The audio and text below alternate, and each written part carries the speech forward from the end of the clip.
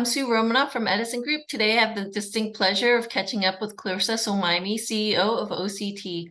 Welcome, Clarissa. Thanks, Sue. Nice to be here. So you're in an interesting area where there are a few undercurrents, including the overall stigma for cannabinoids, potentially offset by the need for opioid alternatives, particularly in the US. How do you see OCT differentiated and positioned to address the market needs? That's a great question. So, look, I think first of all, it's useful to just give a little background. So we are a biotech company, right? And we're taking a pharmaceutical approach to developing, new medicines that we think are dearly needed. You mentioned the opioid crisis, Sue, and I think it's no surprise or secret to anybody that there's an unfolding and growing crisis, not just in America, but also around the world. Certainly where I am here in the UK, it's becoming much more of a hot topic. So certainly at OCT, we are looking to try and find alternative medicines to opioids so that we can hopefully begin to solve some of that problem. That's why our main approach, our main area of focus is the pain market, right? So we'll talk a bit more about that, I'm sure, in a bit. But as a biotech, we are taking a pharmaceutical approach to developing new medicines. I think the stigma that has perhaps been sort of labeled, medical cannabis has been labeled with, is because people don't necessarily feel that there's enough rigor or enough understanding behind medical cannabis. And I think, the way we're different is that we are taking that pharmaceutical approach. So we're using medicinal chemistry to alter the structure of cannabinoids, which means we can improve things about them, make them more bioavailable, more stable, and of course generate market exclusivity, which from an investor point of view is very important, so you can protect the value of that investment you've made. None of that's possible with medical cannabis. You can't make changes to the plant to improve its improve its structure, and you won't be able to deliver market exclusivity. Secondly, I think it's really important that medicines of all kinds, but specifically in the cannabinoid space, go through those robust clinical trials for specific indications. So, our lead program, 461201, is targeting CIPN, or chemotherapy-induced peripheral neuropathy, and IBS. And the trials that we're doing are designed to get regulatory approval, from agencies like the FDA, so that doctors are confident, physicians are confident that, look, we've tested this, we've gone through safety, we've gone through efficacy, we know this works for this particular indication. That gives patients reassurance, gives doctors reassurance, they're getting the same thing every time. And again, that's not something that I think medical cannabis can deliver. You're not able to make specific claims about medicines there. And then I think finally, I guess the difference would be the insurance piece. So, insurance companies generally cover licensed medicines, so they are reimbursable to patients, which is a big thing in the US and elsewhere in the world, and makes it, just gives it that extra sort of layer, I guess, of authenticity or gravitas. You have a pipeline of 4 distinct programs. Could you provide a brief overview of each? Yeah, sure. I'll try and do it quickly. So 461201 is our lead program. I just mentioned it. We've just announced successful phase 1 single ascending dose study results, so we're really pleased to have hit that very important milestone. It's a patent protected and highly selective CB2 agonist. We in-licensed it out of Pfizer, a company that spun out of Pfizer, so it's got really good provenance. It's targeting CIPN, or chemotherapy-induced peripheral neuropathy, as I said, and we've also got great data, preclinical data in IBS. Together, the combined market valuation for those indications is over £3 billion. In terms of route of administration, we're talking about an oral administration. So, a patient would take a capsule or a tablet, probably about twice a day, morning and evening. Then our second program, 130401, is it's a drug device combination. It's a CBD THC inhaler, and that is targeting a condition called trigeminal neuralgia. The current market for that condition is approximately 1.8 billion. So again, a significant market size, even though it's an orphan disorder. So, many of you, your investors or viewers will be familiar with orphan disorders, but there's just a smaller number of people living with the condition, but no less important, and certainly deserves a good solution. Current treatments not always effective for TN and are associated with some quite serious side effects. So we're looking at things like, we are considering things like surgery or anticonvulsant, anti-epileptic medication for current treatment for TN. We've completed some very extensive preclinical work for 130401, and it's now phase 1 ready. Program 3, a bit earlier stage, so that's at candidate selection stage, and it's an undisclosed neuropathic pain target. We have initiated safety pharmacology.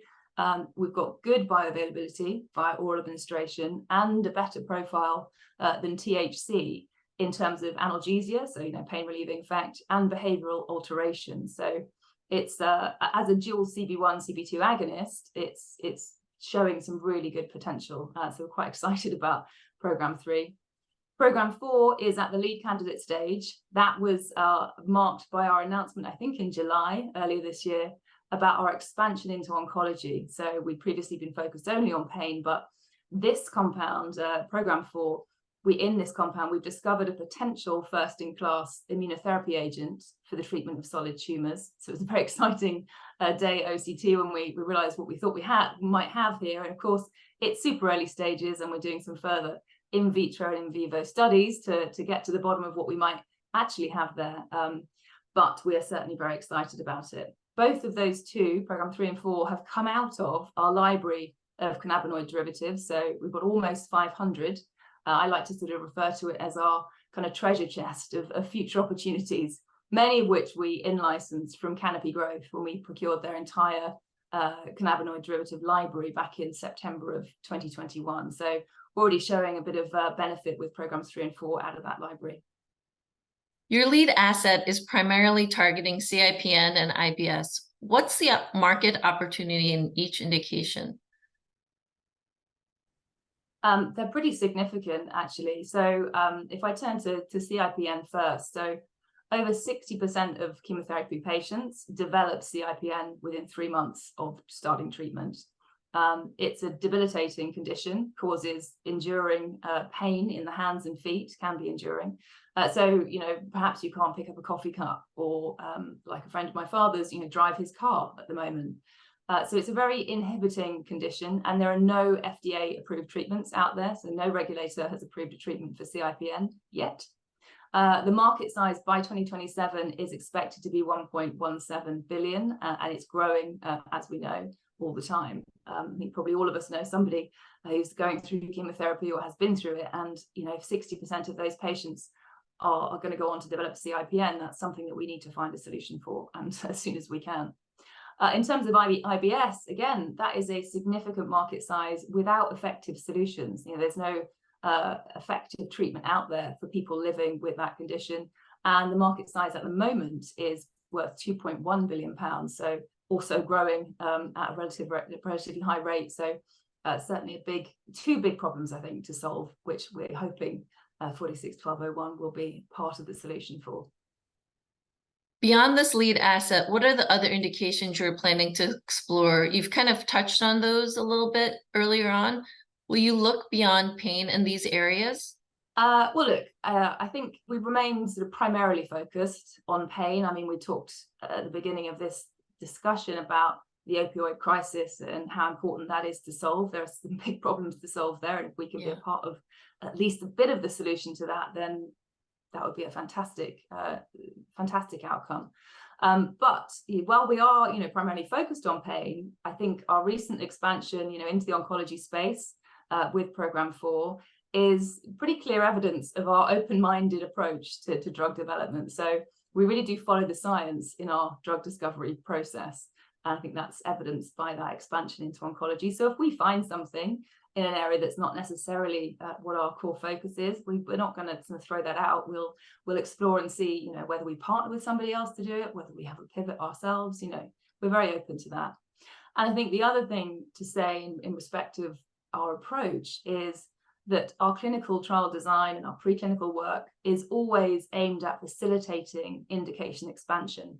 So, for instance, the lead compound, 461201, the preclinical and the clinical phase 1 single ascending dose study that we've just completed, both designed to allow expansion into other small fiber neuropathies. So lots of those out there, potentially diabetic neuropathy and others, without having to repeat, phase 1 trials. So you're kind of setting yourself up to for success, really able to sort of sweat the asset, essentially. What do you consider the milestones and catalysts investors should look for in the next 12 to 18 months? Well, I mean, there's a lot going on. We've just announced that successful phase 1 single ascending dose study for our lead compound, and the team is, of course, working hard to move that forward into the next phase in the approval process, so conversations with regulators and all of the other things that you'd be expecting going on in respect of our lead program.